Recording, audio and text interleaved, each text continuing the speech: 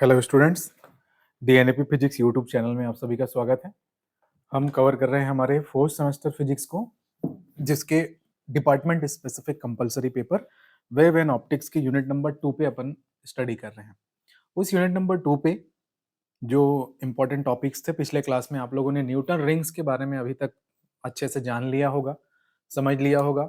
उससे पहले के क्लास में हम लोगों ने पतली फिल्मों के लिए इंटरफेरेंस कैसे काम करता है उसके बारे में जान लिया है।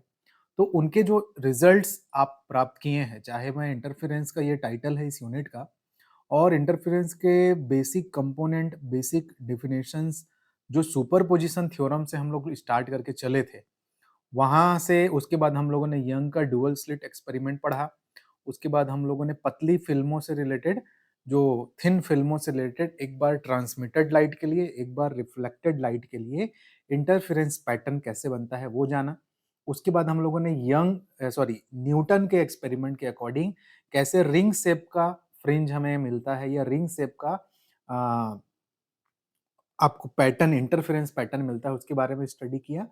और अब आते हैं इसके इंडस्ट्रियल यूज पे, या फिर मैं कहूँ कि इसके साइंटिफिक फिजिक्स फेनोमेना यूज पे। तो आज की क्लास में मैं इंपॉर्टेंट टॉपिक माइकलसन व्यतिकरण मापी, एक ऐसा इंस्ट्रूमेंट जो कि इंटरफेरेंस का यूज करके हमको साइंटिफिक और इंजीनियरिंग रिजल्ट देता है, उस इंस्ट्रूमेंट के बारे में पढ़ेंगे।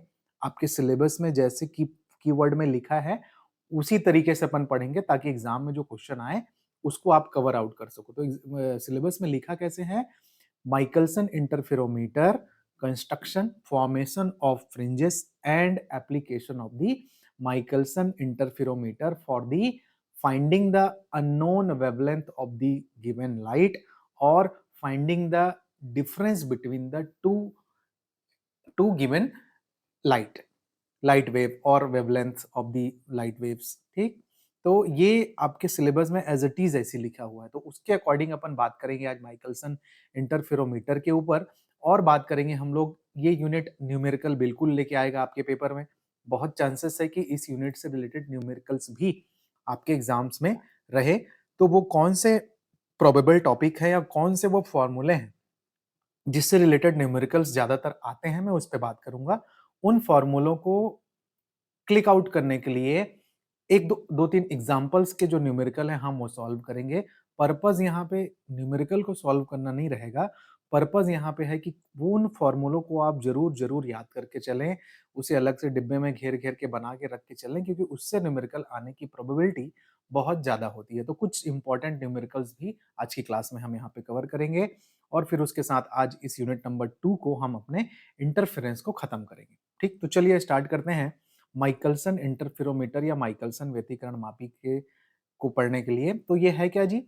इंटरफेरेंस के सिद्धांत का यूज करके हम बहुत जो अननोन वेवलेंथ होती है, अज्ञात तरंगदैर्ध्य होती हैं, या फिर पतली पत्तियों की मोटाई। पतली पत्तियों की मोटाई कहने का मतलब है जैसे कि आप मिठाई पे चांदी का जो लेयर चढ़ता है, देखे होंगे आप लोग, चांदी का वर्क बोलते हैं, या और कोई पतली पत्ती है, एकदम फाइन फिल्म है, उसकी मोटाई को हम लोग एकदम प्योरिटी से माइकलसन इंटरफेरोमीटर की सहायता से नाप सकते हैं, जिसके लिए कोई स्केल, कोई मेजरमेंट डिवाइस नहीं बना है लगभग।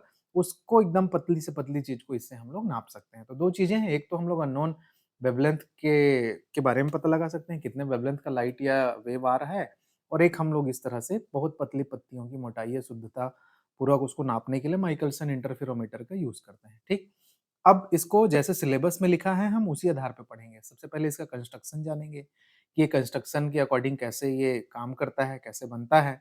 ठीक, और फिर उसके बाद, ठीक है, तो कंस्ट्रक्शन के बारे में पहले बात करते हैं कि ये एक्चुअल में कैसे होता है, किस तरह से रहता है।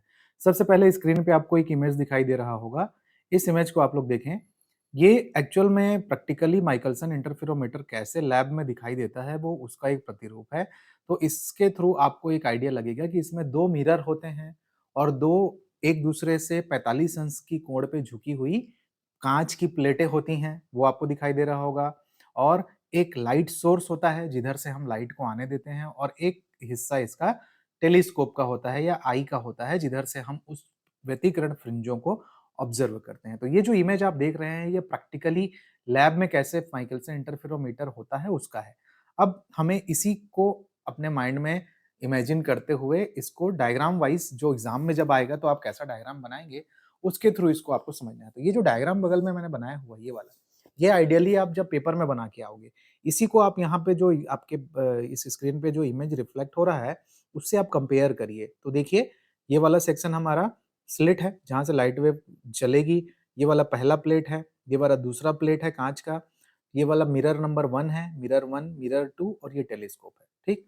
तो चलिए अब हम अपने डायग्राम के अकॉर्डिंग इस चीज को 1 to 1 समझते हैं कि कैसे इसका कंस्ट्रक्शन है।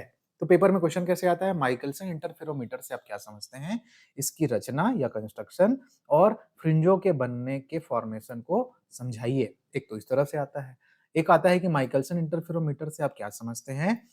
माइकलसन इंटरफेरोमीटर की सहायता से दो अज्ञात प्रकाश की तरंग दैर्ध्य ज्ञात करने के लिए सूत्र प्रदान करें या सूत्र के बारे में व्याख्या करें, या दो लगभग बराबर वेवलेंथ के प्रकाश के तरंग दैर्ध्यों में अंतर ज्ञात करने के लिए किस प्रकार से माइकलसन इंटरफेरोमीटर का यूज किया जाता है उसे समझाएं। तो है एक तरह से प्रैक्टिकली फॉर्म में, लेकिन ये हायर लेवल का प्रैक्टिकल है। जनरली हर कॉलेज में ये वाला इंस्ट्रूमेंट मिलेगा नहीं। न्यूटन रिंग तो एक बार मिल भी जाता है, जो ठीक ठाक के पीजी लेवल के कॉलेज हैं वहां पे न्यूटन रिंग apparatus तो होगा, लेकिन माइकलसन इंटरफेरोमीटर बहुत रेयर है कि बहुत सारे कॉलेज में हो या आपको देखने को मिले। तो फिर आप इसलिए आपको वो इमेज मैंने इससे थोड़ी देर पहले आपको दिखाया था कि ये होता कैसे, ताकि भाई दिमाग में इमेजिन रहेगा तो फिर आंसर लिखने में ना जल्दी होगा, या आप उसको अच्छे से अपने माइंड में स्टेबल कर पाएंगे। तो अब आपने डायग्राम एक बार देख लिया है, अब हम अपने इस डायग्राम के अकॉर्डिंग चीजों को समझते हैं कि देखिए इसमें क्या क्या रहता है जी। दो ठो मिरर रहता है, जो समतल दर्पण बोल सकते हैं, जो आईना बोलते हैं। तो एक M1 और एक M2। तो M1 यहाँ पर है ये वाले सेक्शन पे, और M2 यहाँ पे है। इसमें से M2 ना स्टेबल रहता है, ये फिक्स रहता है, ये चलता नहीं है। बट M1 को आगे पीछे हम लोग कर सकते हैं, ये मूवेबल रहता है। एक समान मोटाई की दो कांच की प्लेटें लेते हैं, P1 और P2। डायग्राम में दिख रहा है आपको P1 और P2। ये P1 को हल्का सा यहाँ पर कलर्ड दिखाने का उद्देश्य ये है कि P1 वाले प्लेट को का वो हिस्सा जो P2 की तरफ है, P1 वाले प्लेट का वो हिस्सा जो P2 की तरफ है, उसको चांदी की पॉलिश कर दी जाती है। उसको क्या बोलते हैं जी हम लोग, पार्शियली सिल्वर्ड, मतलब पूरा पूरा नहीं किया गया है। जो हिस्सा P2 की तरफ है उसको पार्शियली सिल्वर्ड कर दिया गया है। तो सिल्वर्ड कर देने से क्या होता है, चांदी की कलई कर देने से क्या होता है कि वो रिफ्लेक्शन का गुण उसमें अच्छा आ जाता है, तो रिफ्लेक्ट होती है लाइट वेव वहां से। और P2 प्लेट में कोई पॉलिश नहीं है, वो प्योर कांच की प्लेट है, ठीक है। दर्पण M2 स्थिर एवं M1 को सूक्ष्म पेंच के द्वारा माइक्रोमीटर स्केल पर आगे पीछे चलाया जा सकता है। इसको आगे पीछे हम लोग मूव कर सकते हैं। प्लेट P2 की ओर वाला प्लेट P1 के भाग को आंशिक रूप से रजतित, जैसे रजत बोलते हैं चांदी को, तो रजतित मतलब पार्शियली सिल्वर्ड कर दिया जाता है, पॉलिश कर दी जाती है। व्यतिकरण फ्रिंजों को देखने हेतु हम एक दूरदर्शी टेलीस्कोप टी का यूज इस तरह से करते हैं, ठीक है। यहाँ पर दो, अब काम कैसे करता है उसको पहले डायग्राम के वाइज समझिए आप, फिर उसके बाद अपन आगे चल के इसके वर्किंग पे काम बात करेंगे। तो देखिए अगर यहाँ से कोई लाइट वेव इस लेंस के थ्रू पैरेलल होके चलती है, तो ये लाइट वेव जैसे आप मार्क पॉइंटर देख रहे हैं, सबसे पहले लाइट वेव इस पॉइंट पर जब पहुंचती है तो पहले प्लेट से टकराकर लाइट वेव का एक पार्ट M1 की ओर रिफ्लेक्ट हो जाता है, परावर्तित हो जाता है, ठीक। उस लाइट वेव का दूसरा भाग इस तरह से अपवर्तित होगा, थोड़ा सा बेंड होते हुए, और इस प्लेट P1 को पार करते हुए आगे की ओर जाएगा। आगे की ओर जाने के बाद प्लेट P2 से उसका फिर अपवर्तन होगा और वो जाकर मिरर M2 से टकराएगा, ठीक। तो दो भाग में बटा आपका किरण, यहां से टकराने के बाद ये वाला एक तो इस तरफ चले गया और एक इस तरह से M2 की ओर चले गया। अब चूंकि ये कहां जिसकी ओर जा रहा है वो क्या है, वो मिरर है, M1 भी मिरर है, ये भी मिरर है, तो वहां से लाइट वेव टकराकर वापस आएगा। तो देखिए M1 से लाइट वेव टकराकर वापस आ रहा है इस तरह से, ऐसे। सिमिलरली जब M2 से लाइट वेव टकराकर वापस आता है, तो M2 से लाइट वेव टकराकर वापस आता है, तो जब वो इस पॉइंट पर रहता है, इस पॉइंट पर पहुंचता है, तो उसका एक भाग रिफ्लेक्ट होकर दूरदर्शी की ओर चला जाता है इस तरह से, और दूसरा भाग अपवर्तित होकर M1 मिरर में चला जाता है, M1 मिरर में चला जाता है इसमें।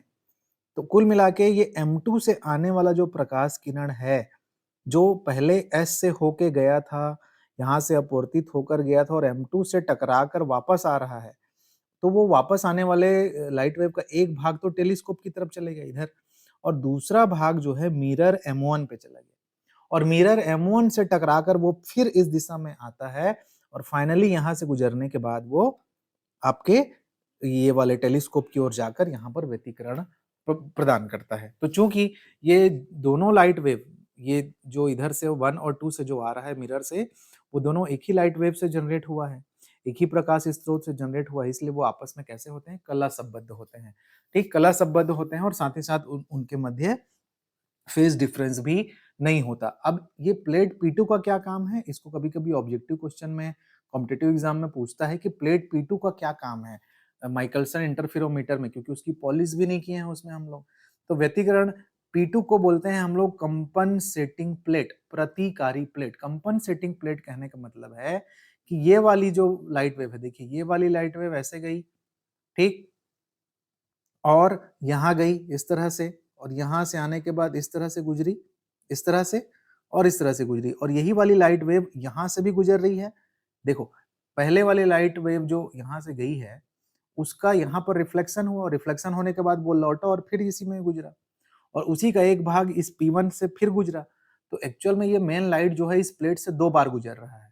एक बार इधर से आके गुजर रहा है, एक बार इधर से आके गुजर रहा है। लेकिन यहाँ पर क्या होता है, यहाँ पर अगर ये प्लेट P2 ना रहे, P2 ना रहे तो वो इस मिरर पे जाएगा और यहाँ से आके एक ही बार गुजरेगा। लेकिन ये वाला किरण जो इधर से आने वाला किरण है वो 2 बार गुजर जा रहा है। तो उस चीज को बैलेंस करने के लिए, उसके प्रकाशीय पथ को बैलेंस करने के लिए इधर से आने वाली किरण को भी 2 बार कांच से गुजारना है करके, या उस डिस्टेंस को मेजर करने के लिए प्लेट P2 को भी एक्स्ट्रा यहाँ पे लगाया जाता है, ताकि दोनों ही जो किरणें जो इस दिशा से चल रही और इस दिशा से चल रही वो बराबर दूरी चले, ताकि उनके मध्य पथांतर या पाथ डिफरेंस ना हो ज्यादा, या पाथ डिफरेंस कैसा हो, लगभग बराबर दूरी उतले, तब तो अपन को सेंट्रल फ्रिंज जो है ब्राइट मिलेगा, डेल इज इक्वल टू 0 की कंडीशन मिलेगी।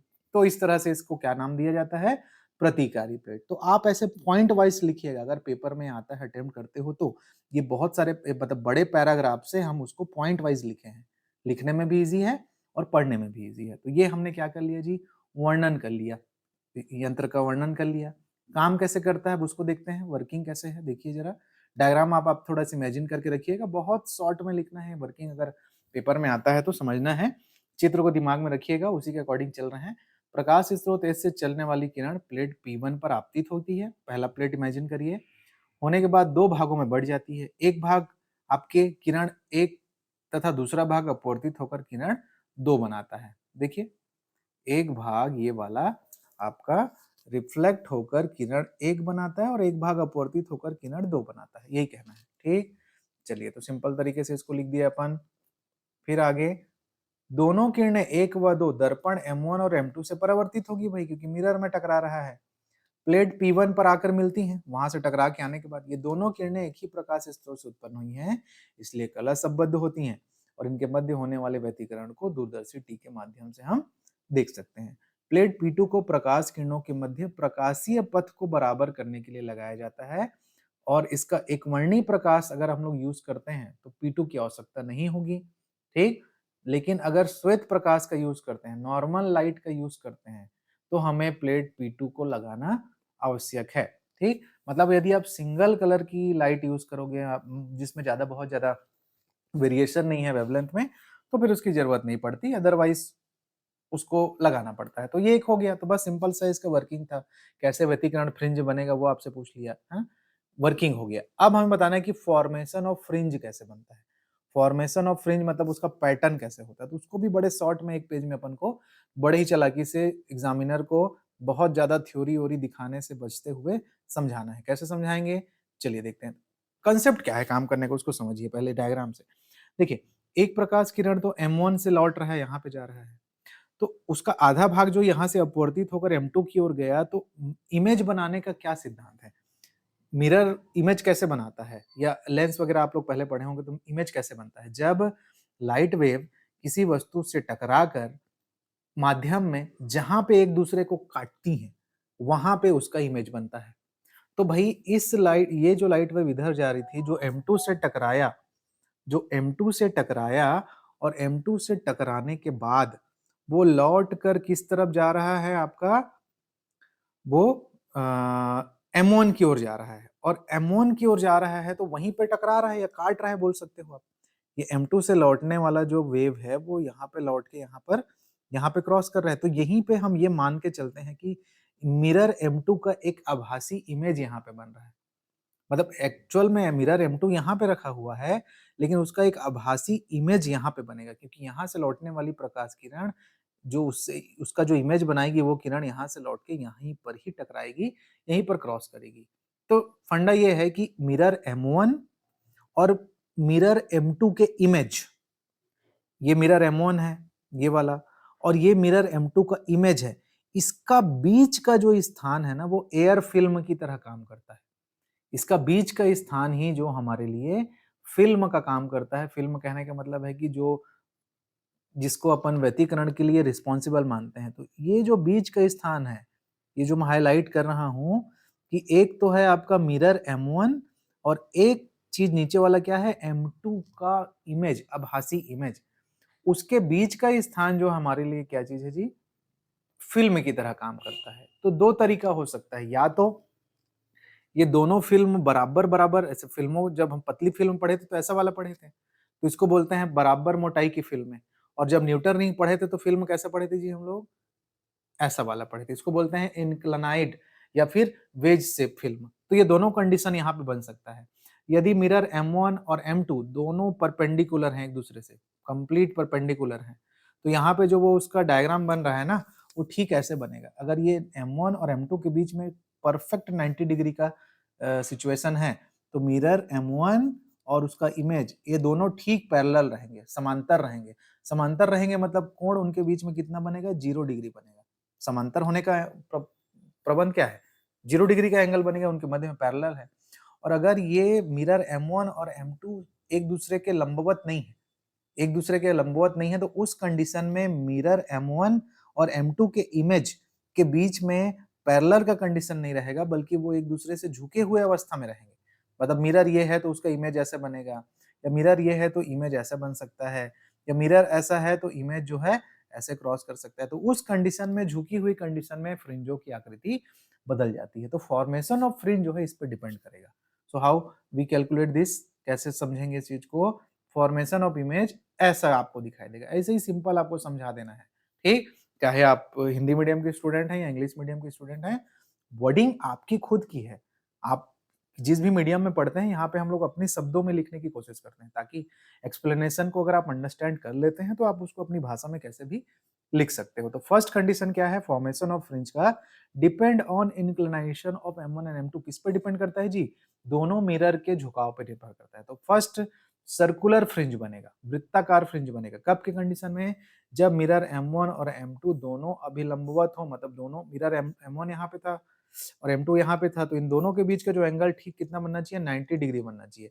90 डिग्री जब बनता है तब के कंडीशन में ये जो मिरर M1 है, यहाँ डायग्राम में देखेंगे आप, ये जो मिरर M1 है ये, और उसके जो क्या बोलते हैं आपका उसका M2 का परस्पर समांतर होगा उस कंडीशन में, पैरेलल होगा, पैरेलल कंडीशन में, ठीक। अर्थात थीटा बराबर 0 डिग्री पर, तब M1 और M2 डेज के बीच में बनी फिल्म एक समान मोटाई की फिल्म होती है। फलस्वरूप वृत्ताकार फ्रिंजें हमको मिलती हैं, लाइक किस कैसे टाइप का, न्यूटन रिंग के टाइप का। तो अगर फ्रिंजों के बीच में इंक्लिनेशन जब होगा, तब उसकी फ्रिंजों की आकृति बदलेगी। तब इस कंडीशन में, पॉइंट नंबर 1 के कंडीशन में फ्रिंज कैसे मिलेगा आपको, गोल आकार का ना, जैसे न्यूटन फ्रिंज में मिलता है, ऐसे दिखाई देगा। तो ये डायग्राम उसका नहीं है। अब यदि लोकलाइज्ड फ्रिंज बोलते हैं जिसको, स्थानीयकृत फ्रिंज बोलते हैं, मतलब यदि जब M1 और M2 एक दूसरे से 90 डिग्री पर नहीं है, तब M1 मिरर और M2 का जो इमेज है वो दोनों एक दूसरे पे झुके हुए अवस्था में होते हैं। तो झुकी हुई अवस्था 3 प्रकार की हो सकती है, या तो M1 ऐसा है तो उसका इमेज M2 का ऐसे बन रहा है, तो थीटा का इसमें इंक्लिनेशन आ गया। तब के कंडीशन में कैसे दिखाई देगा, उसका फ्रिंज ऐसे दिखाई देगा, ये उसका रिफ्लेक्शन है। यदि मिरर M1 इस अवस्था में है और उसका इमेज ऐसे ऊपर की ओर इस तरह से बन रहा है, इस डायरेक्शन में बन रहा है, ऐसे बन रहा है, तो उस कंडीशन में जो हमको पैटर्न है फ्रिंज का वो ऐसा दिखाई देगा। ऐसा बेंडेड फॉर्म में।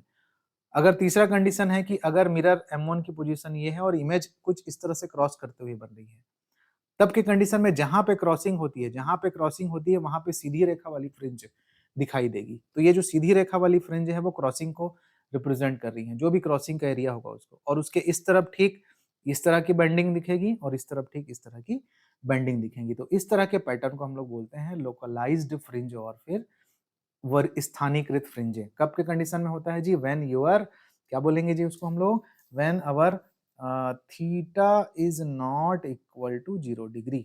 इस कौन सा थीटा? ये वाला मिरर ऐसे M1 और M2 के बीच की पोजीशन, ये वाली एंगल, ठीक, नॉट इक्वल टू। और 0 अगर है तो कैसा फ्रिंज मिलेगा? तब की कंडीशन में ऐसे गोल गोल वाला मिलेगा। वो नहीं बनाया हूं ना डायग्राम में मैं, तो वो न्यूटन रिंग की तरह मिलता है, वो लिख दिया यहाँ पे। न्यूटन रिंग का फ्रिंज तो आपको याद ही है।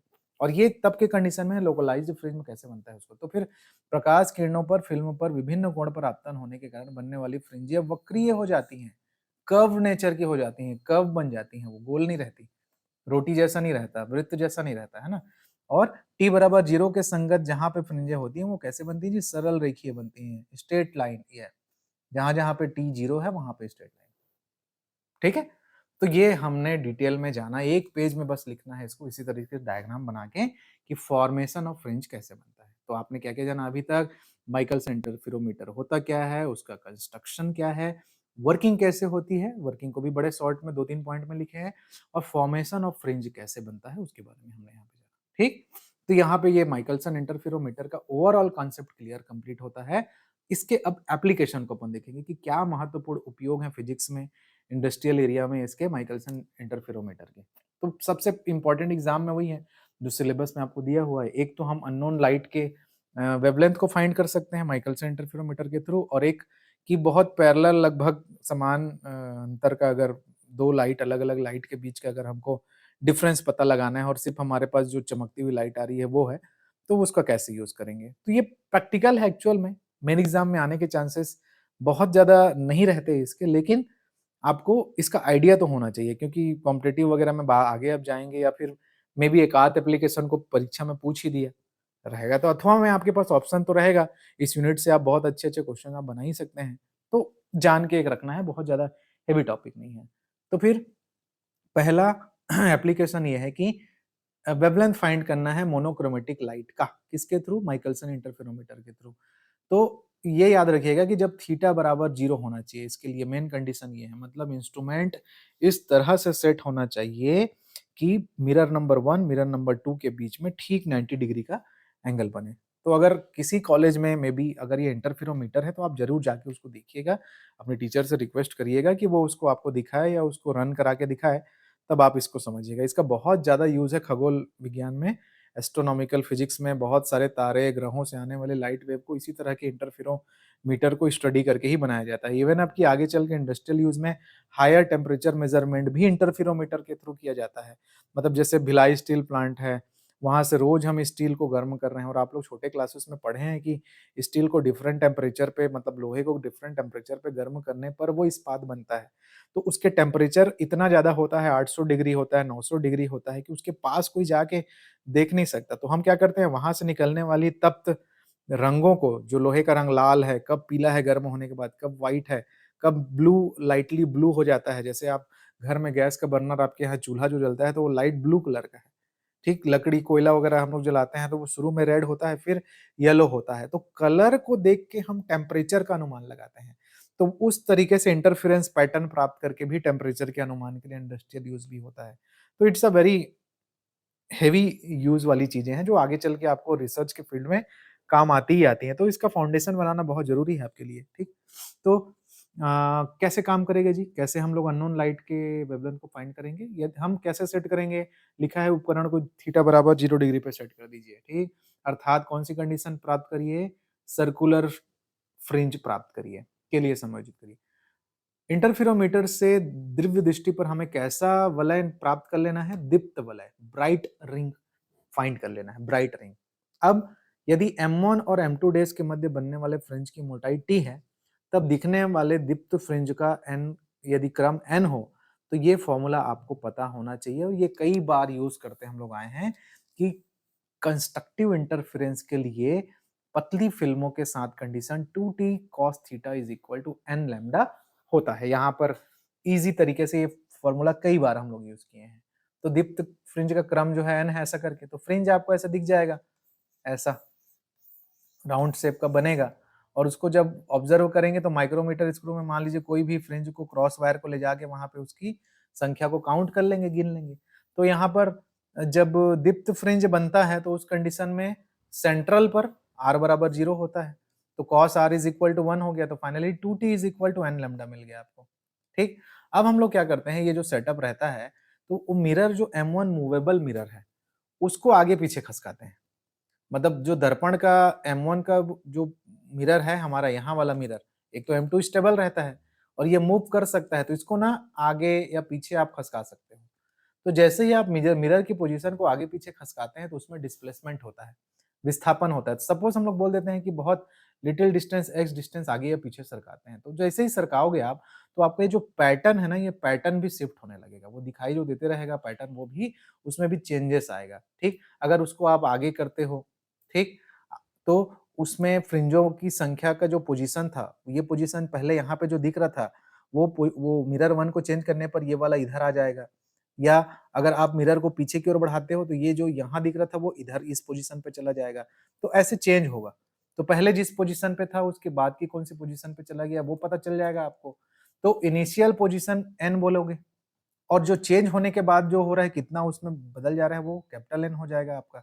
जो एक्चुअल पोजीशन वो मान लो यहाँ से आप देख रहे हो जैसे इसी डायग्राम में, इस डायग्राम में, तो देखो यहाँ पर था तो 1 2 3 स्थान खसक गया, तो कैपिटल N कितना हो गया मेरा, 3 हो गया। और शुरू में कितना था जी, तो यहाँ से गिन लो 1 2 3 4, 5वें स्थान में था, तो स्मॉल n मेरा 5वां स्थान हो गया।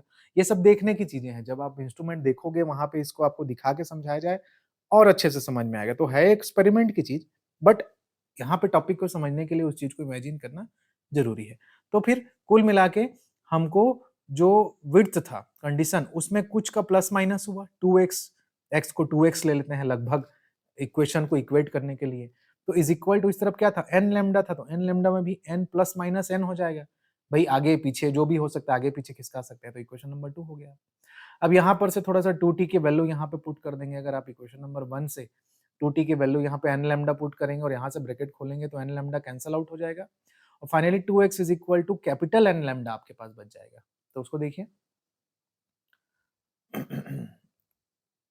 ये वाला देखिए, 2x is equal to capital N lambda और यहाँ से फिर lambda is equal to 2x बटे n के फॉर्मूले का यूज करके हम लोग जो अननोन लाइट था उसके वेवलेंथ को फाइंड कर सकते हैं।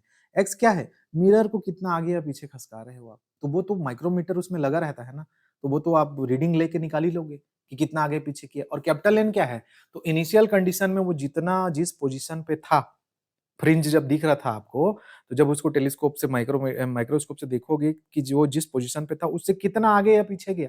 जैसे अभी हमने एक्सपेरिमेंटली हमने डिस्कस किया कि 3 स्थान आगे चले गया या 3 स्थान पीछे चला गया, तो कैपिटल एन हमारा वो शिफ्टिंग है वहां उसकी।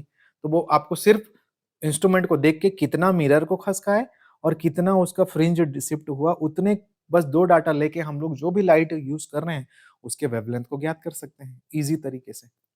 ठीक, तो ये फॉर्मूला उसके लिए काम आएगा। दूसरा एक इसका एक और यूज है, difference into two nearly equal wavelength, कि दो लगभग बराबर वेवलेंथ के लिए क्या उसमें फर्क है वो पता लगाने के लिए। तो बस वैसे ही इसको थीटा बराबर 0 डिग्री के लिए ही सेट करते हैं इंस्ट्रूमेंट को। एक बार उस वाले लाइट को लेते हैं, पहले वाली लाइट को जिसका वेवलेंथ लैम्डा 1 है, तो आपको इस तरह का सिचुएशन मिलेगा, यही फॉर्मूला है ऊपर वाला।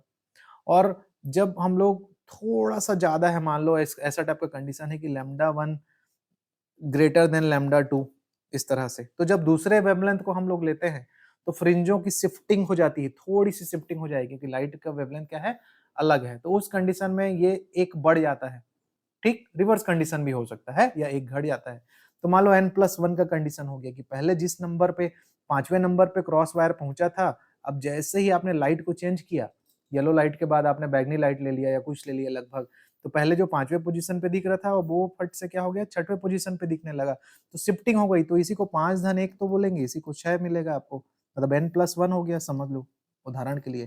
ठीक, अब ये दोनों इक्वेशन को क्या कर लो जी, आप माइनस कर लोगे अगर, ठीक, तो 2x बटे लैम्डा 2, दो में से एक, इसको अगर 2 बोलूं, इसको अगर मैं 1 बोलूं, और दोनों को माइनस कर लोगे तो ये आएगा और फाइनली लैम्डा 1 माइनस लैम्डा 2 मिल जाएगा is equal to lambda 1 dot lambda 2 बटे 2x।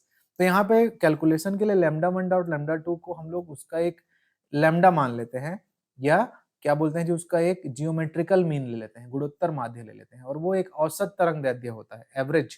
जैसे विब ग्योर है तो विब ग्योर में इसका एवरेज वेवलेंथ क्या है, तो ये लाइट वेव का एवरेज वेवलेंथ है। जैसे ये वॉयलेट है, इंडिगो है, ब्लू है, ग्रीन है, येलो है, ऑरेंज है, रेड। अब मैं मान लो नियरली यूज कर रहा हूँ दो ठो माइकलसन इंटरफेरोमीटर में, तो मान लो लैम्डा 1 मैं ले लिया ग्रीन और लैम्डा 2 मैं ले लिया क्या जी, येलो। तो लैम्डा 1 करूंगा तो मान लो मेरा क्रॉस वायर में फ्रिंज यहाँ पे दिख रहा था 5वें पोजीशन पे, ये समझ रहे हैं ना, ऐसे ऐसे बना रहेगा, वो क्रॉस वायर माइक्रोमीटर का दिखेगा। और जैसे ही हमने येलो लाइट को लगाया तो वो शिफ्ट होकर कहाँ पे चला गया, 6वें पे चला गया, तो n+1, तो n मेरा कितना था, 5 था। अब तो इस सूत्र में मैं लैम्डा क्या पाऊंगा, लैम्डा मतलब एवरेज या औसत तरंग दैर्ध्य, मतलब इन सब का एवरेज तरंग दैर्ध्य जो लाइट वेव का तरंग दैर्ध्य होता है उसको यूज कर लूंगा, या इन दोनों के बीच के गुणोत्तर माध्य लेकर ग्रीन और येलो के बीच का कोई चीज, तो ग्रीन और येलो के बीच का कोई चीज मतलब इसका एवरेज, इस पूरे स्पेक्ट्रम का एवरेज। तो वो मेरे को पता रहती है कि लाइट वेव का नॉर्मल व्हाइट लाइट जो हम लोग देखते हैं उसका वेवलेंथ कितना होता है, वो तो हमें पता होता है, तो उसका यूज कर लेंगे इस फॉर्मूले में। और क्या यूज करेंगे, सिर्फ और सिर्फ एक्स कि मिरर को कितना हमको आगे पीछे करना पड़ा उस चीज को एडजस्ट करने के लिए, वो मिरर के मोमेंट को फिर से आप उसी माइक्रोमीटर से माप लेंगे और यहाँ पे पुट करके हम उन दोनों तरंगों के बीच में, दोनों रंगों की लाइटों के बीच में कितने का फर्क है, कितने का डिफरेंस है, वो पता लग जाएगा। तो ये लैब वाली चीजें हैं, आप एमएससी वगैरह करेंगे और साथ ही साथ ये भी होना चाहिए कि इंस्ट्रूमेंट आपके कॉलेज में हो। ठीक, मैं फिर से आपको इंस्ट्रूमेंट यहाँ पे शो कर रहा हूँ, ये माइकलसन इंटरफेरोमीटर का एक इंस्ट्रूमेंट है, ये अगर आपको मिलता है कहीं करने को आपके पास है तो फिर आप इस चीज को बहुत अच्छे से समझ पाएंगे। तो अगर इमेजिन करके चलते हैं तो ये थोड़ा सा 50-50 वाला टॉपिक है, पेपर में आएगा नहीं आएगा, बट आगे चल के आने वाले सेमेस्टर्स में इसका यूज तो आप करोगे ही। रिलेटिविटी में भी इसका यूज करते हैं, क्वांटम फिजिक्स में भी इसका यूज करते हैं, तो वो में भी कभी न कभी इसको आपको जानना ही है। तो ठीक है, इस पे ज्यादा समय अपन नहीं देते, यहाँ तक यूनिट नंबर 2 के सारे टॉपिक कवर हो जाते हैं। ठीक है, जो इंपॉर्टेंट है एग्जाम के लिए। इस बार हमने टारगेट किया हुआ है कि हर यूनिट को 4 से 5 क्लास में खत्म करना है, तो ये यूनिट भी ये 5वां वीडियो है और 5वें वीडियो में ये क्लास आपका खत्म हो जाता है। आप अगर अपना एनईपी का स्ट्रक्चर देखेंगे तो उस यूनिट को खत्म करने के लिए मेरे ख्याल से 16 घंटे की क्लासेस प्लानिंग की हुई है, तो आप हमने तो उतना भी नहीं दिया, हमने 4 से 5 घंटे का मटेरियल आपको डिलीवर किया है। तो अगर उस यूनिट को आप अच्छे से पढ़ना चाहते हैं तो 5 घंटे अपने आप पे इन्वेस्ट करिए, नोट्स को देखिए, तो उस यूनिट से आप परफेक्ट कंप्लीट अपने आप को कर सकते हैं। अब मैं बात करूंगा इस यूनिट से बहुत इंपॉर्टेंट जो न्यूमेरिकल है, जो कि डेफिनेटली आपके पेपर में रहने वाले हैं। ऑप्टिक्स का इंटरफेरेंस का ये यूनिट न्यूमेरिकल लेके ही आता है पेपर में, तो बहुत सारे स्टूडेंट न्यूमेरिकल छोड़ देते हैं और थ्योरी लिखने के चक्कर में उनके मार्क्स कम हो जाते हैं। तो कुछ चीज़ों को आप बहुत सावधानी से अगर देखेंगे, समझेंगे, तो मैं वैरायटी फॉर्मूले वाइज, जिन फॉर्मूले से बहुत ज़्यादा पूछा जाता है न्यूमेरिकल, उसको एग्जाम्पल वाइज मैं बड़े ही शॉर्ट में यहाँ पे बात करूंगा, तो उसको अपन जानेंगे। ठीक, तो जैसे ये इंपॉर्टेंट कुछ न्यूमेरिकल्स हैं जो इंटरफेरेंस पे बेस्ड है, ये पूरा यूनिट इंटरफेरेंस पे बेस्ड था। जैसे उदाहरण के लिए समझिए इस न्यूमेरिकल को कि मान लीजिए 5890 एंगस्ट्रॉन्ग। एंगस्ट्रॉन्ग का मीनिंग अभी तक हर फिजिक्स के स्टूडेंट को पता होना चाहिए। एंगस्ट्रॉन्ग क्या है, बहुत छोटे चीजों को मेजर करने का एक यूनिट होता है जिसका मान होता है 10⁻⁸ सेंटीमीटर में या तो 10⁻⁻10 मीटर में। वो डिपेंड करेगा कि आप मीटर में ले रहे हो या फिर सेंटीमीटर में ले रहे हो। तो फिर क्या बोल रहा है कि इतने तरंग दैर्ध्य का एक प्रकाश एक पतली कांच जिसका अपवर्तनांक कितना है 1.5 की प्लेट पर इस प्रकार से इंसिडेंट हो रहा है कि प्लेट में रिफ्रैक्शन एंगल बन रहा है, अपवर्तन कोण बन रहा है 60 डिग्री। प्लेट की उस न्यूनतम मोटाई की गणना कीजिए जिससे कि प्लेट, मतलब हमको उस कांच की प्लेट की विड्थ को फाइंड करना है, जिसके वजह से जिस तब की कंडीशन में, तो वो दो कंडीशन की जब रिफ्लेक्टेड लाइट में काली दिखाई पड़े, जो फ्रिंज बनेगी, जो कांच की प्लेट है वो रिफ्लेक्टेड लाइट में काली दिखाई पड़े, मतलब डिस्ट्रक्टिव इंटरफेरेंस होगा, तभी आप उस चीज को नहीं देख पाओगे। और बोल रहा है कि जब ट्रांसमिटेड लाइट में वो कांच की प्लेट कैसी दिखाई दे, चमकीली दिखाई दे, मतलब ब्राइट दिखाई दे, ब्राइट फिल्म दिखाई दे। तो क्वेश्चन आपको समझ में आना चाहिए। बहुत सारे स्टूडेंट न्यूमेरिकल इसलिए अटेम्प्ट नहीं करते क्योंकि उनको क्वेश्चन ही समझ नहीं आता। तो हम लोग जानते हैं, अगर पहले का सॉल्यूशन मैं बनाऊं कि परावर्तित प्रकाश में काली दिखाई पड़े, मतलब परावर्तित प्रकाश में विनाशी व्यतिकरण, the destructive interference in transmitted light, what the condition for the formula 2 mu t cos r is equal to n lambda। ये फॉर्मूला मैं पहले कई बार यूज कर चुका हूँ स्टूडेंट्स, है ना, बोला भी हूँ कि इसको याद करके चलना है आपको। तो डिस्ट्रक्टिव इंटरफेरेंस के लिए बेसिक कंडीशन ये है कि 2 mu t cos r is equal to क्या होता है, n lambda होता है। ये आपको पता रहना चाहिए। क्या क्या दिया है पेपर में, न्यूनतम मोटाई होना चाहिए, एकदम कम से कम मोटाई होना चाहिए। तो कब के कंडीशन में, first order of destructive interference, so n is equal to 1, mu is given 1.5, r is given अपवर्तन कोण 60 degree, lambda is given, so we put in centimeter, so multiply 10 to the power minus 8 centimeter। So what's the question ask, the thickness or the thickness of the plate। तो इस फॉर्मूले में t क्या है, t ही तो film की मोटाई होती है, ठीक, t फिल्म की आपकी मोटाई है। so t is equal to lambda upon 2 mu cos r, all things are given to you, then finally you put the formula values and इतना आपको मिल जाएगा। इस पर्टिकुलर फ्रैक्शन को सॉल्व करोगे, ऐसे भी सिंपल कैलकुलेटर आपको अलाउ रहता है, ठीक। आप अपने एग्जाम से पहले फिजिक्स के बच्चों को इस पेपर में न्यूमेरिकल के लिए नॉर्मल कैलकुलेटर हमें तो अलाउ किया जाता था अपने समय पे, है ना। तो 3926 और ऐसे भी छोटा फ्रैक्शन है, आप अनुमानित भी लिख सकते हैं। तो ये समथिंग 3926.7 एंगस्ट्रॉम आपका आंसर आया। इतना उसका क्या है, मोटाई है उस कांच की पतली सी फिल्म का। तो बहुत पतली फिल्म है ना, देखिए 3926 into 10 to the power minus 8 कर रहे हो, मतलब 3926 को डिवाइड कर रहे हो 10 टू दी पावर 8 से, मतलब कितनी पतली वो साबुन की पन्नी जैसी जो फिल्म वाली पन्नी है, उस तरह की चीज है कुछ, ठीक है। अब दूसरा आंसर, पारगमित प्रकाश में चमकीली दिखाई पड़े, तो ट्रांसमिटेड लाइट में फिल्म कंस्ट्रक्टिव इंटरफेरेंस बनाए। तो अब आपका कंसेप्ट यहाँ पे काम आता है। तो मैंने बताया था कि ट्रांसमिटेड लाइट में जो फॉर्मूला कंस्ट्रक्टिव के लिए आता है, वही फॉर्मूला रिफ्लेक्टेड लाइट में डिस्ट्रक्टिव के लिए आता है। तो यहाँ पे वही फॉर्मूला या वही कंडीशन को पूछ रहा है आपसे, मतलब सेम कैलकुलेशन करके निकालना है। ट्रांसमिटेड लाइट में कंस्ट्रक्टिव इंटरफेरेंस के लिए भी यही फॉर्मूला होता है, 2 mu t cos r is equal to n lambda। और अगर मैं ये बोल देता कि ट्रांसमिटेड लाइट में डिस्ट्रक्टिव इंटरफेरेंस के लिए क्या फॉर्मूला है, तो फिर क्या लिखते हैं आप, 2 mu t cos r is equal to 2n minus 1 lambda by 2, ठीक। तो ये चूंकि सेम चीज को घुमा के पूछा है, तो एक्चुअल में उसी चीज को पूछा है, तो सेम कैलकुलेशन, क्योंकि फॉर्मूला भी वही है। तो फिर से जब आप यही सारा चीज पुट करेंगे, तो फिर से आपको क्या मिल जाएगा, सेम डाटा आपको आउटपुट में मिल जाएगा। तो यहाँ पूरा पूरा खेल कॉन्सेप्ट का था और फॉर्मूले का था। ये बहुत अच्छा क्वेश्चन है, ठीक। चलिए और एग्जाम्पल देते हैं आपको न्यूमेरिकल के वाइज, और क्वेश्चन यहाँ पे आपको दिखाते हैं। देखिए ये बहुत अच्छा क्वेश्चन है, कई बार एग्जाम में पूछा जा चुका है, बीएससी से लेके एमएससी या फिर जो भी डिग्री लेवल के कॉलेजेस के एग्जाम्स है उसमें। देखिए न्यूटन रिंग के ऊपर है, बहुत पॉपुलर। न्यूटन वलय इतने तरंग दैर्ध्य वाले प्रकाश में देखा जा रहा है, इतने वेवलेंथ वाली लाइट में न्यूटन रिंग को देख रहे हैं हम लोग। वेवलेंथ दिया है 5.6 × 10⁻⁵ सेंटीमीटर। 10 नंबर का डार्क रिंग, 10वें नंबर के डार्क रिंग का डायमीटर कितना है, 0.50 है। हमें न्यूटन रिंग का सेटअप में जो लेंस यूज किए हैं उसका रेडियस ऑफ कर्वेचर फाइंड करना है, और दूसरा जो एयर फिल्म बन रहा है उसका विड्थ फाइंड करना है। दो चीजें फाइंड करना है आपको। न्यूटन रिंग का एक्सपेरिमेंट याद होगा स्टूडेंट, आप रफली ये ऐसे होता है इस तरह से, है ना, रफली। तो यहाँ ये एयर फिल्म है, इसकी मोटाई पूछा है, और इस बनने वाले लेंस का रेडियस ऑफ कर्वेचर पूछा है, आर के बारे में पूछा है और टी के बारे में पूछा है, और क्या क्या चीज दिया है उसको आपको समझना है, ठीक। ये भी लिखा, ये इंपॉर्टेंट है, परावर्तित प्रकाश में देख रहे हैं, रिफ्लेक्टेड लाइट में देख रहे हैं, जो ऐसे आती है लाइट वेव, जो इस तरह ट्रेवल आउट करके ऐसे दो किरणें बनती हैं, उसकी बात कर रहे हैं। ट्रांसमिटेड की बात नहीं हो रही है, ट्रांसमिटेड में फॉर्मूला बदल जाता है। तो ये अब सब आपका कंसेप्ट है कि आप कितना सीखे न्यूटन रिंग के क्लास से, कितना जाने उसको। तो रिफ्लेक्टेड की बात हो रही है, तो अब मेरा काम आता है कि मुझे पता है nवे डार्क रिंग का डायमीटर ये होता है, ये पता होना चाहिए। ये सारे फॉर्मूले आपको याद करके चलना है, ये भी मैं बोला हूँ ना। तो dn square is equal to 4n lambda r। What is dn, diameter of nth dark ring, n is sequence, number sequence, lambda is wavelength, r is radius of curvature, so finally r is dn square upon 4n lambda। क्या क्या दिया है, dn दिया है diameter 0.5 centimetre, 0.5 centimetre, n 10वां 10वां 10th ring दिया है। Lambda 5.6 10 to the minus 5 centimetre. सभी यूनिट एक समान है, हाँ सेंटीमीटर में, ये भी सेंटीमीटर में। पुट कर दीजिए वैल्यू कहाँ पे, यहाँ पे।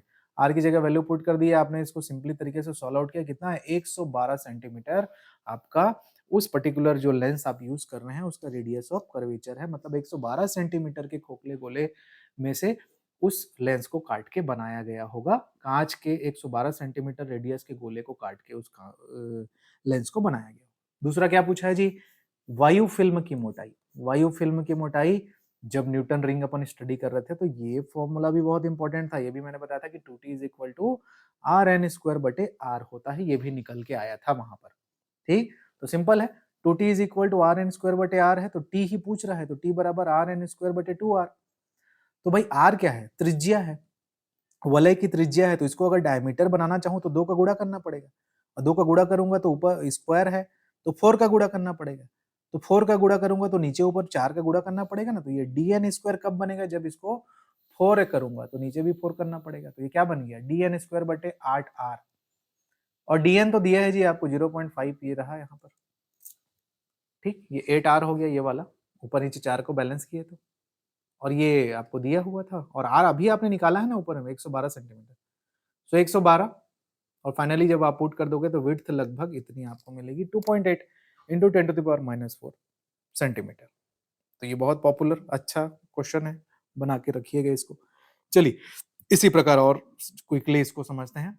नेक्स्ट न्यूमेरिकल, न्यूटन रिंग के एक्सपेरिमेंट में nth टर्म और n+8th टर्म के ब्राइट रिंग के डायमीटर आपको दिए हुए हैं 4.2 mm, 7.0 mm। हमें कॉन्वेक्स लेंस के निचले पृष्ठ की वक्रता त्रिज्या भी दी हुई है 2.0 मीटर। हमें जो लाइट यूज कर रहे हैं उसका वेवलेंथ फाइंड करना है। ये क्या है, एप्लीकेशन ऑफ न्यूटन रिंग का के ऊपर क्वेश्चन है। जो उसका एक पहला एप्लीकेशन ये था ना कि अननोन लाइट के वेवलेंथ को फाइंड करना। तो अब फॉर्मूला आपको ध्यान रहना चाहिए, जब हम लोगों ने न्यूटन रिंग में का पहला एप्लीकेशन पढ़ा तो क्या फॉर्मूला आया था जी, ये निकाल के लेके आए हैं। Lambda is equal to D N plus P का square minus D N square बटे 4pr। All thing are given, n plus P is equal to n+8 करके दिया है यहाँ पर ये, और तो वो कितना दिया है 7 दिया है, और एनवी का कितना दिया है 4.2 दिया है। सेंटीमीटर एमएम में था, उसको सेंटीमीटर में बदलोगे क्योंकि तरंग दैर्ध्य सेंटीमीटर में निकालोगे आप, तो एमएम में 7 एमएम को 0.70 सेंटीमीटर, 4.2 एमएम को 0.42 सेंटीमीटर, पी 8 होगा, यहाँ से देख के समझ में आ जाएगा, n प्लस पी होता है तो n प्लस 8 है तो ये 8 हो गया। आर 2 मीटर दिया हुआ था, 2 मीटर में दिया है, ध्यान देंगे unit conversion is very important, metre को सेंटीमीटर बदलना पड़ेगा, तो 2 metre is 200 centimetre. So finally you have a formula, then put the values and get the answer. So it's a very good question.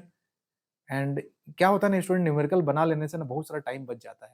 अरे यार तुमको अगर ये छोटा सा फॉर्मूला बस पता रहेगा ना तो इस चीज को करने में ना 5 मिनट से ज्यादा नहीं लगेगा, और इसमें भी 5 नंबर दिया रहता है, और इसी के ऑप्शन में जो थ्योरी आप लिखते हो उसमें पूरा 1 पेज 1.5 पेज भरना पड़ता है। तो मैं तो थ्योरी लिखता ही नहीं, मैं तो पॉइंट में कन्वर्ट करने के लिए आप लोगों को बोलता हूँ कि अगर आप कोई पैराग्राफ पढ़ते भी हो तो उसको पॉइंट वाइज लिखिए, कम से कम 5 पॉइंट बना के लिख दीजिए, तो उसमें दिमाग चलाना पड़ेगा, सोचोगे फिर लिखोगे, तो टाइम भी तो बचाना है। तो ये तत्काल रिवॉर्ड करता है आपको, और 1 मार्क्स नहीं कटते इसमें, पूरे मार्क्स मिलते हैं।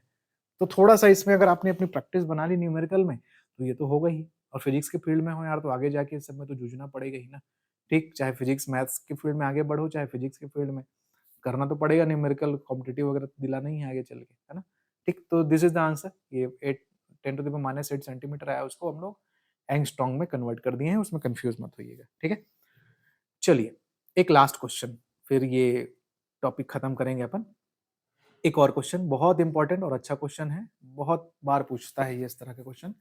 कांच की एक प्लेट है और लेंस के बीच में वायु के स्थान पर कोई पारदर्शी द्रव की कुछ बूंदे डाल देते हैं अगर अपन, ठीक, कि कांच की प्लेट और लेंस के बीच में जो एयर फिल्म होती है उसमें कोई ट्रांसपेरेंट लिक्विड अपन डाल देते हैं, ट्रांसपेरेंट लिक्विड बोल रहे हैं, ट्रांसपेरेंट पारदर्शी द्रव की कुछ बूंदे डाल देने से जो एनवी डार्क रिंग है, एनवी डार्क रिंग है का डायमीटर जो पहले 0.30 सेंटीमीटर था वो घटकर 0.26 सेंटीमीटर हो जाता है। तो हमें यह पता लगाना है कि जो लिक्विड हम लोग उसके बीच में डाले उसका रिफ्रैक्टिव इंडेक्स क्या है। ठीक, फंडा समझ लीजिए, कि भाई न्यूटन रिंग इस तरह से है, तो ये एरिया है ये वाला, इसी बीच में आपने उस लिक्विड को फिल कर दिया, ट्रांसपेरेंट लिक्विड को फिल कर दिया, ठीक, इसी बीच में आपने उस लिक्विड की कुछ बूंदें डाल दी, ऐसा ये कहना चाहते हैं अपन। तो पहले कंडीशन में जो डायमीटर था कौन से नंबर के, nवें नंबर का जो रिंग आपको पहले जो दिखाई दे रहा था ऐसे, उसका डायमीटर पहले कंडीशन में कितना था, 0.330 सेंटीमीटर था जब ये लिक्विड नहीं डाला था। और जैसे ही इसके बीच में ये लिक्विड डाल दिए तो उसका डायमीटर जो है ना सिकुड़ गया, छोटा हो गया, उसका डायमीटर कितना हो गया, 0.26 सेंटीमीटर हो गया। तो ये जो परिवर्तन हुआ फ्रिंज में, उसकी सहायता से आपको ये बताना है कि जो लिक्विड आप यहाँ पे डाले हो उसका रिफ्रैक्टिव इंडेक्स म्यू क्या है, ये पता लगाना है। तो भाई एयर फिल्म में न्यूटन के डार्क रिंग में डायमीटर का फॉर्मूला ये होता है, ये अभी और यूज किया था मैं ऊपर वाले पहले वाले न्यूमेरिकल में कि dn square is equal to 4n lambda r बटे में म्यू आता है, लेकिन म्यू बराबर क्या है जी 1 है, क्योंकि हम क्या यूज कर रहे हैं, एयर। अब अगर मैं एयर के जगह में कोई लिक्विड भर दूंगा तो फॉर्मूला मेरा डी एन डेस हो जाएगा। न्यूटन रिंग के क्लास को बहुत अच्छे से देख लिए रहना भाई, है ना। तो D N square is equal to 4n lambda r बटे म्यू हो जाएगा, यहाँ 1 नहीं होगा। तो अब बस मेरे को 1 और 2 की तुलना करनी है। ये कहाँ से आया है न्यूमेरिकल, दूसरे एक्सपेरिमेंट से, कि किसी लिक्विड का रिफ्रैक्टिव इंडेक्स ज्ञात करना, उसका ये जस्टिफिकेशन है। ये न्यूटन रिंग के क्लास में आपने पढ़ा। तो जब इक्वेशन नंबर 2 और 1 को डिवाइड करोगे आप, इक्वेशन नंबर 1 से 2 को डिवाइड करोगे, ये 1 आ गया आपका एयर मीडियम के लिए, ये 2 आ गया, 1 और 2 को डिवाइड करोगे तो कुछ इस तरह से मिलेगा आपको कि mu is equal to D N square बटे डी एन डेस का स्क्वायर। और इतना इजी न्यूमेरिकल हो ही नहीं सकता कि 0.30 आपको दिया हुआ था, ये एयर के कंडीशन में था, और डी एन डेज का स्क्वायर मतलब 0.26 आपको दिया हुआ था। Only you put and square them and divide, तो finally mu is equal to कितना आ गया, 1.33। हायर एग्जाम्स में तो इसकी बिहेवियर को ही पूछता है, तो 1.33। तो लिक्विड कैसा है, कौन सा लिक्विड है, 1.33 आया है तो वाटर। वाटर का रिफ्रैक्टिव इंडेक्स कितना होता है जी, 1.33 होता है। और एक है मेथेनॉल या मिथाइल एल्कोहल जिसको बोलते हैं, उसका भी रिफ्रैक्टिव इंडेक्स कितना होता है, 1.33 होता है। ठीक, तो ये बहुत सारी चीजें आपको यूज करने को मिलेंगी। आप लोग आगे चल के जब बीएससी कर लेंगे तो आप लोगों के पास एमएससी करने के एक ऑप्शंस होते हैं, एमएससी किस में करें। तो फिर एमएससी ना कहीं कहीं हमारे स्टेट में ना फॉरेंसिक साइंस भी चलता है। तो फॉरेंसिक साइंस रविशंकर यूनिवर्सिटीज में एमएससी होता है, उसमें सेंट्रल यूनिवर्सिटी जो है वहां पर भी फॉरेंसिक साइंस में होता है। तो फॉरेंसिक साइंस में अब आप समझ लीजिए जो लिक्विड होता है उसका रिफ्रैक्टिव इंडेक्स निकाल के उसके वैरायटी या उसके बारे में पता लगा लिया जाता है कि वो वाटर है, मिथाइल एल्कोहल है, या भाई कोई आदमी मरा उसके पेट में दारू है, या फिर जो भी एल्कोहल है उसको कैसे टेस्ट करते होंगे। तो इस तरह के इंस्ट्रूमेंट, इन सब का फिजिक्स के इंस्ट्रूमेंट, ऑप्टिकल इंस्ट्रूमेंट्स का यूज वहां पे होता है। किसी टाइप का पॉइजन उसको दिया गया है, या किसी टाइप का लेड इंस्ट्रूमेंट है, साइनाइड है उसमें, तो उसको लिक्विड में घोल के, केमिस्ट्री या जब भी फॉरेंसिक आप कभी टीवी में देखोगे तो हमेशा वो लोग टेस्ट ट्यूब में कुछ लिक्विड लेके चीजों को घोलते ही रहते हैं। तो एक तो वो लोग कलर से पहचानते हैं, ये वाला चीज ये कलर का बन जाएगा, ये वाला चीज ये कलर का बन जाएगा, और कुछ चीजों को इस तरह से हम लोग अपने इंटरफेरेंस के यूज से पता लगाते हैं।